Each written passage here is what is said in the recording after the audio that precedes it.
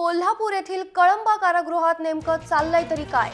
हा प्रश्न विचारण्याचं कारण म्हणजे कारागृहात चक्क दारू पार्टी आणि गांजाचं सेवन होत असल्याचा व्हिडिओ व्हायरल झालाय। विशेष म्हणजे जामिनावर सुटलेल्या एका कैद्यानंच हे चित्रीकरण केलंय। कारागृहात कैदी जे आहेत ते शिक्षा भोगायला ठेवले जातात की हौस करायला, हे कळायला मार्ग नाही। सराईत गुन्हेगारांचे असे लाड पुरवलेच कसे जातात हाही एक प्रश्न आहे। कोणाच्या आशीर्वादाने हे सुरू आहे हा प्रश्न देखील विचारला जातोय। आपले प्रतिनिधी दीपक चव्हाण आपल्या सोबत आहेत। दीपक, काय सांगाल?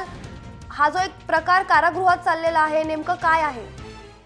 बरोबर आहे, हा धक्कादायक प्रकार म्हणावा लागेल, कारण कारागृहामध्ये या ठिकाणी कैदी शिक्षा भोगतात, त्या ठिकाणी सामान्य जीवन कैद्यांना भोगायला मिळत नाही। अशा या कारागृहांच्या चार भिंतीच्या आतमध्ये हे असे काही प्रकार या ठिकाणी घडतात।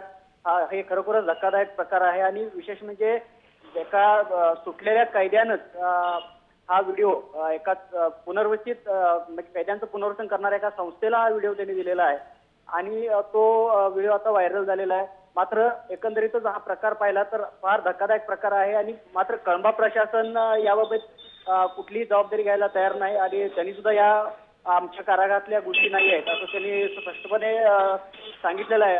त्याचप्रमाणे या घटनेनंतर किंवा हा व्हिडिओ व्हायरल झाल्यानंतर ज्या मीरा बोरवणकर आहेत, ज्या कारागृह महानिरीक्षक आहेत, त्यांनी या सर्व प्रकाराची किंवा या क्लिपची आणि या क्लिप मधल्या सर्व गोष्टींची चौकशी करण्याचे आदेश कारागृह प्रशासनाला दिलेले आहेत। नक्कीच दीपक, धन्यवाद दिलेल्या माहितीसाठी।